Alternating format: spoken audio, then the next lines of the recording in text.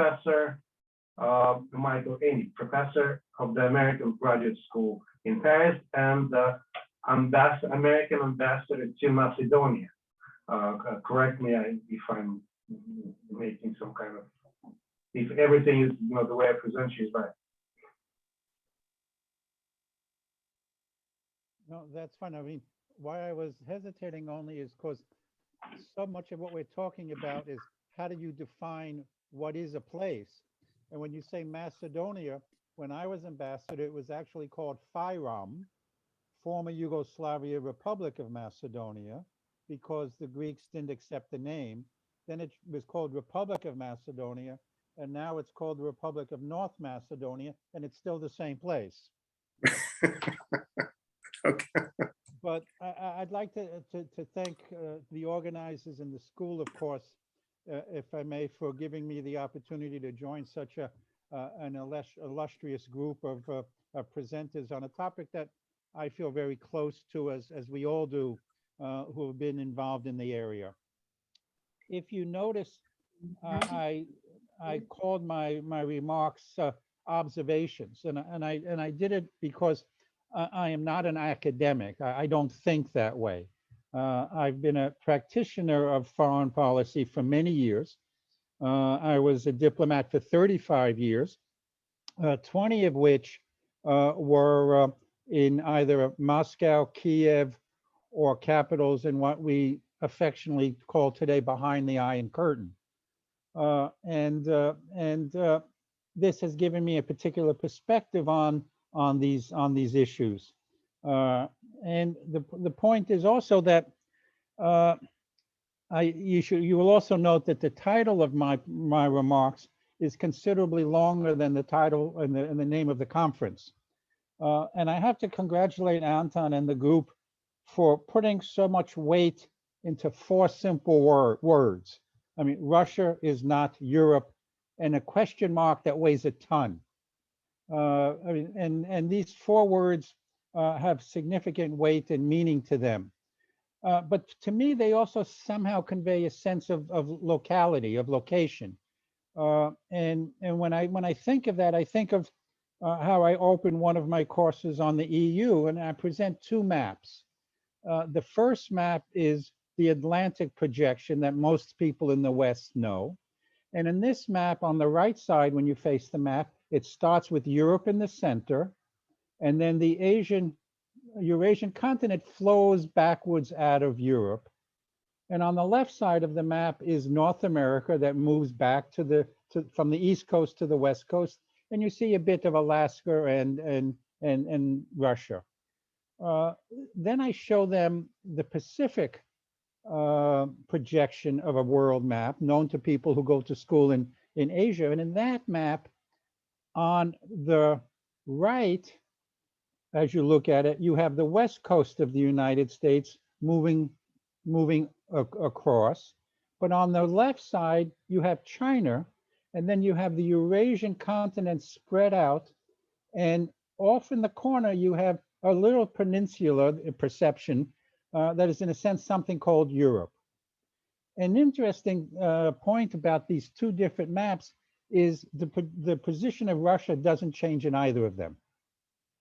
Russia continues to hold the center and the heart of the Eurasian landmass. But the point is, when you look at the map, you can see that, and you look at history, neither the word Russia or Europe, 50% of the title of this conference, are really clearly defined, delineated geographic spaces on the map, and they never really have been. They've been somewhat arbitrarily defined areas that have, over time, even quite recently, contracted and expanded. Europe, as we call it, is not a continent. It's not, in fact, a continent. It is a large peninsula on the corner of Eurasia.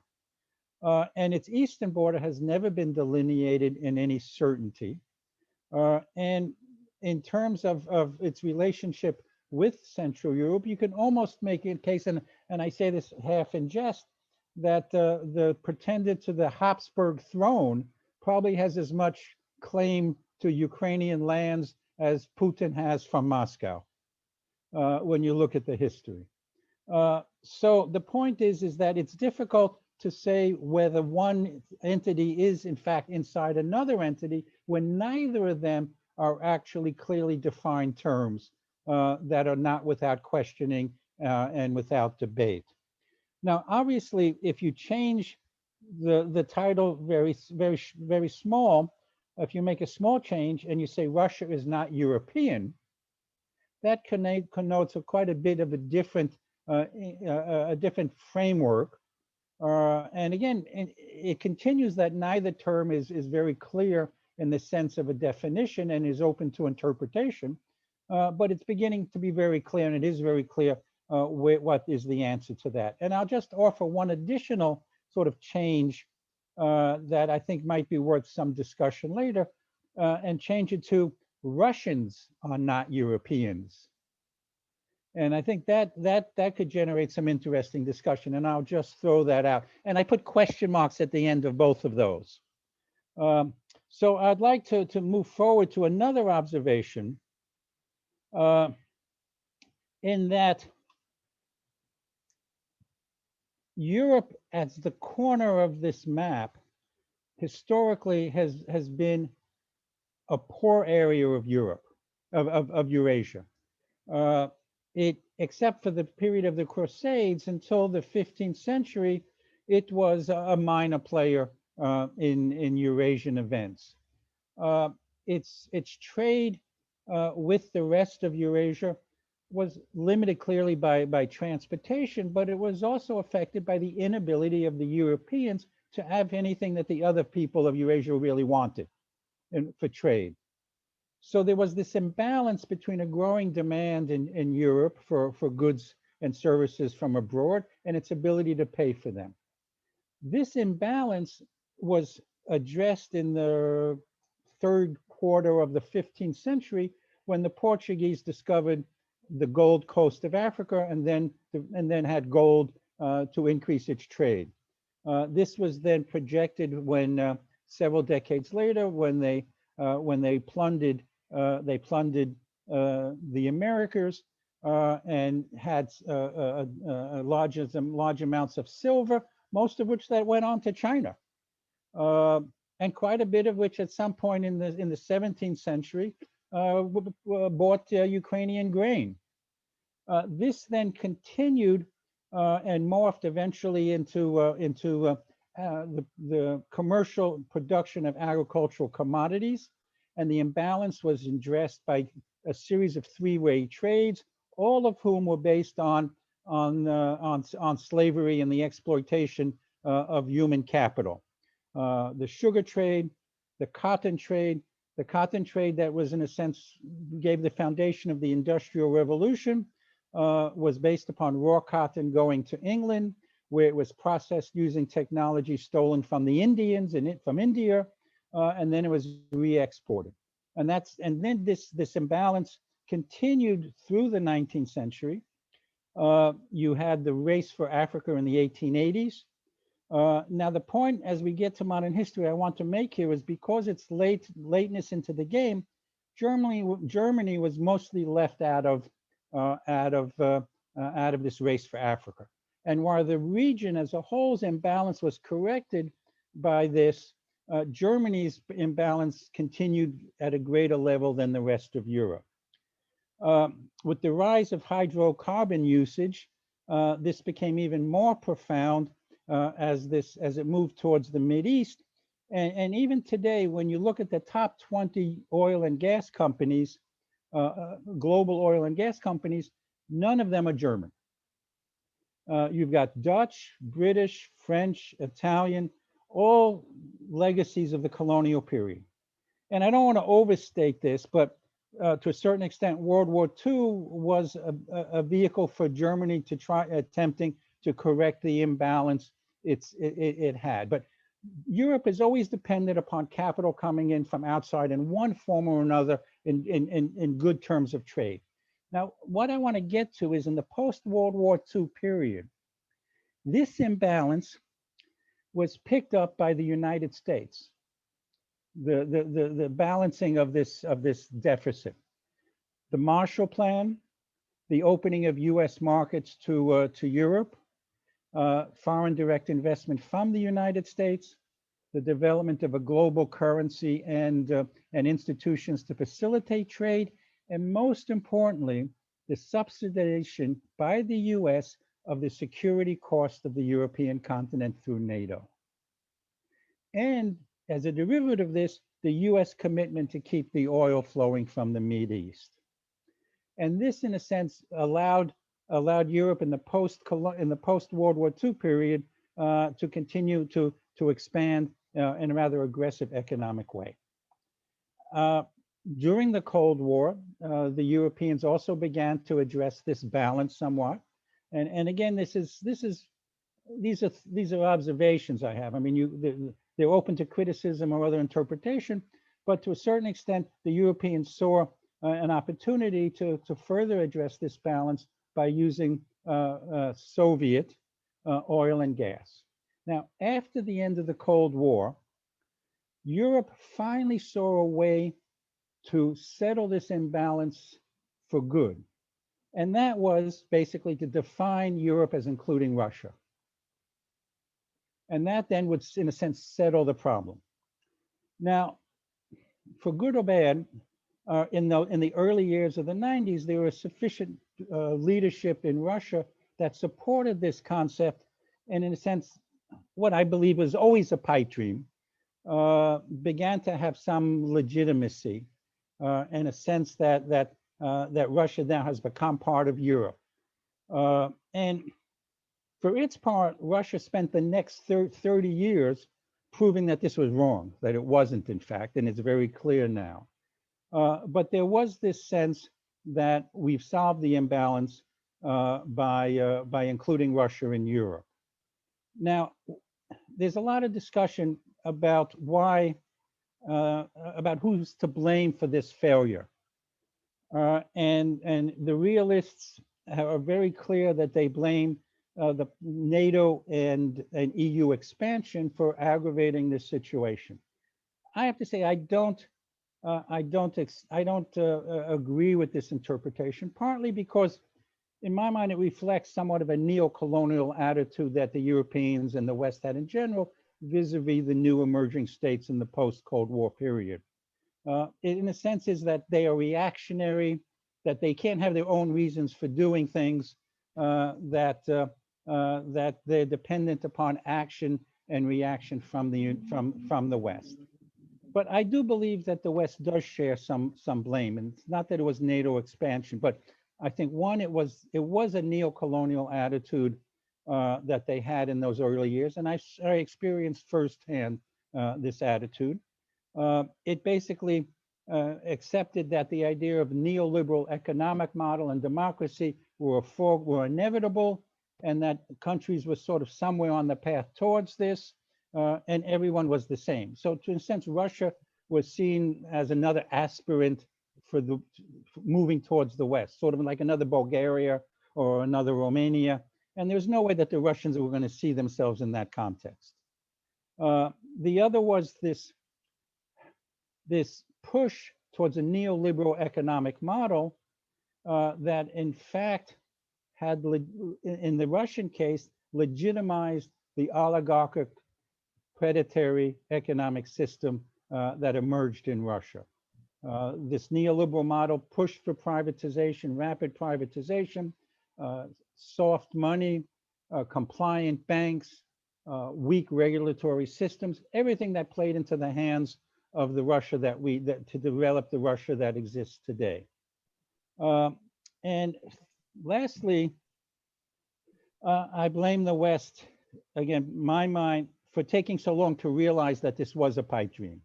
If 2014 wasn't enough to convince someone, to convince the West, it had to take something like what we have today with all of the destruction and death to make them realize that it's unfortunate, it's a shame, it shouldn't have been that way. Okay, what is the result of all this? And I'll wrap this up here. To a certain extent, Putin has frozen the world in the past. which is in a sense what he's wanted to do. The US will continue to have to make up the imbalance in Europe, even more so now. There would have to be, there would need to be greater US commitment to funding for security through NATO and directly to Ukraine. The US's pivot to Asia, which has already been delayed a decade, is now very uncertain. The need to continue to guarantee access to Mideast oil supplies is also going to have to be put back on the US plate. And this conflict can in fact expand to that additional theater. And in terms of Europe itself, the war has accelerated this post-Cold War global readjustment.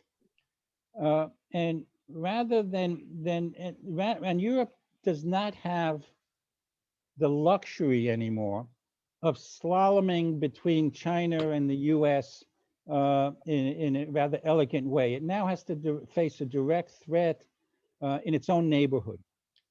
And the EU tends to learn from and adjust from its own mistakes, but it has a long learning curve.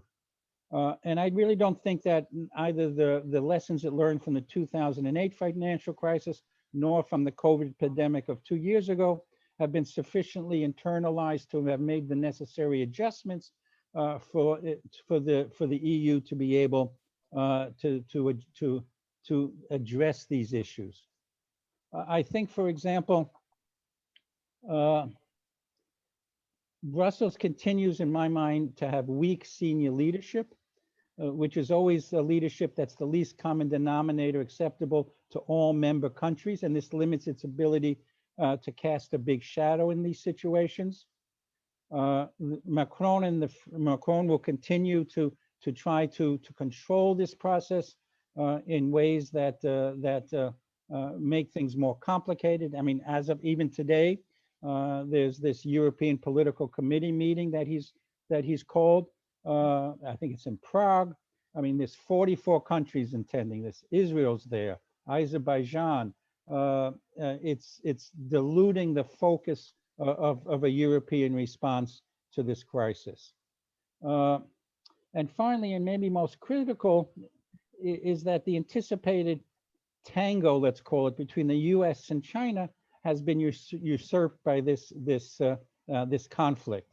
And while the Chinese may take pleasure in letting the Russians do the heavy lifting of shaking the Western alliance, Russia can't define the future. It could only describe a past. And at some point, the definition of the future has to be an issue that's decided between the US and China, and the role of the EU and of Europe in this needs to be a serious focus. But again, it's going to be hijacked by essentially a 20th century conflict. And I will leave it there. I hope I've generated some sort of possible discussion points. And as I say, these are my observations based upon my experience in the region. And again, I appreciate the opportunity, and thank you.